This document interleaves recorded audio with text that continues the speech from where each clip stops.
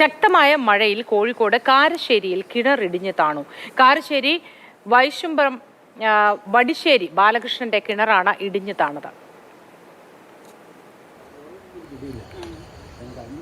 11 മണിക്ക് ശേഷം ഞാൻ മോട്ടർ ഇട്ടപ്പം വെള്ളം കയറാത്തതുകൊണ്ട് ഞാൻ പോയി നോക്കിയതാണ്. അപ്പോൾ കിണർ അളമാറ മോട്ടർ അടക്കം കിണറിലേക്ക് ഇടിഞ്ഞു വീണിട്ടുണ്ട്. അത്രയോ അറിയാൻ പറ്റുള്ളൂ. കാരണം വലിയ സൗണ്ടൊന്നും ഉണ്ടായില്ല. നല്ല മഴയായിരുന്നുകൊണ്ട് ഒച്ച കേൾക്കാൻ കഴിഞ്ഞിട്ടില്ല. കൂടുതൽ വിവരങ്ങൾ മുഹമ്മദ് ഷഹീദ് നൽകും. ഷഹീദ്, ഈ ഉപയോഗിച്ചുകൊണ്ടിരുന്ന കിണറായിരുന്നല്ലോ പെട്ടെന്ന് ഇടിഞ്ഞു താഴ്ന്ന ആ പ്രദേശത്തൊക്കെ മഴയുടെ ദുരിതങ്ങൾ ഇതല്ലാതെ വേറെയും ഉണ്ടോ? തീർച്ചയായും ഇന്നലെ പെയ്ത ശക്തമായ മഴയിലാണ് ബാലകൃഷ്ണന്റെ പറമ്പിലുള്ള ഈ കിണർ ഇടിഞ്ഞു താഴ്ന്നത്. മോട്ടോർ ഉൾപ്പെടെയുള്ള ഉപകരണങ്ങളൊക്കെ താഴേക്ക് പോയിട്ടുണ്ട്. ഏകദേശം 2 ലക്ഷം രൂപയുടെ നാശനഷ്ടം ഉണ്ടായിരുന്നെന്നാണ് പറയുന്നത്. ഇന്നലെ ഈ പ്രദേശത്ത് ശക്തമായ മഴയായിരുന്നു.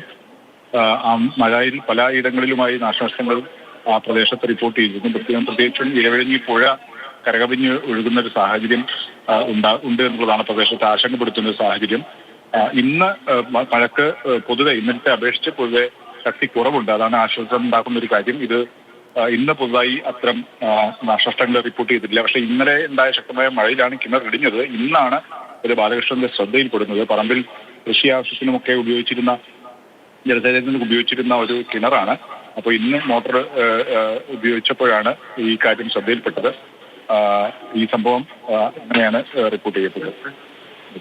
ശരി ഷഹീദ്, ഇനിയിപ്പോ ഈ കിണർ ഇടിഞ്ഞ് താണ സ്ഥിതിക്ക് കുടിവെള്ളം മുട്ടി എന്ന് പറയാമോ? മറ്റേതെങ്കിലും കുടിവെള്ള സ്രോതസ് ഉണ്ടോ ഇവർക്ക്?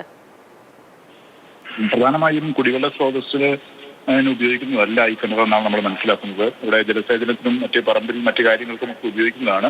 അവർക്ക് മറ്റ് കുടിവെള്ള സ്രോതസ്സുകൾ അതുകൊണ്ട് തന്നെ സ്വാഭാവികമായും ഉണ്ട്. ആ തരത്തിലുള്ള ബുദ്ധിമുട്ട് അവർ നേരിടുന്നില്ല എന്നാണ് നമ്മൾ മനസ്സിലാക്കുന്ന കാര്യം. പക്ഷേ അവിടെ വെള്ളക്കെട്ട് പരിസര പ്രദേശങ്ങളിലുമൊക്കെ വ്യാപകമായുണ്ട്. സ്വാഭാവികമായും ഉള്ള കുടിവെള്ളം തന്നെ പലതും ഉപയോഗിക്കാൻ കഴിയാത്ത സാഹചര്യമൊക്കെ പലർക്കും നേരിടുന്ന സാഹചര്യമുണ്ട്. ഏതായാലും നിലവിൽ അവർക്ക് മറ്റ് സ്രോതസ്സുകളുണ്ടെന്നാണ് നമ്മൾ മനസ്സിലാക്കുന്നത്. ശരി ഷഹീദ്, മഴയിൽ ഒരുപാട് ദുരന്തങ്ങളും നാടെങ്ങും ഉണ്ടാവുന്നതിന്റെ കൂട്ടത്തിലാണ് ഇത്തരത്തിൽ കൂടി ഉണ്ടാവുന്നത്. അത് ഒരുപക്ഷെ കൃഷിക്ക് വേണ്ടി ഉപയോഗിക്കുന്നതായിരിക്കണം, പൂർണ്ണമായും കുടിവെള്ളത്തിന് ഉപയോഗിക്കുന്നതാവണമെന്നില്ല. പക്ഷെ അപ്പോഴും ഷഹീദ് പറയുന്നത് പോലെ കുടിവെള്ള സ്രോതസ്സുകൾ പലതും മുട്ടിയിരിക്കുന്ന ഒരു അവസ്ഥയുണ്ട്. ഈ മഴക്കാലത്ത് വെള്ളം കലങ്ങി വരിക, മലിനജലം കിണറിലേക്ക് ഒഴുകുക തുടങ്ങിയ പ്രശ്നങ്ങളെല്ലാം പല മേഖലകളിലായി ഉണ്ടാവുന്നുണ്ട്.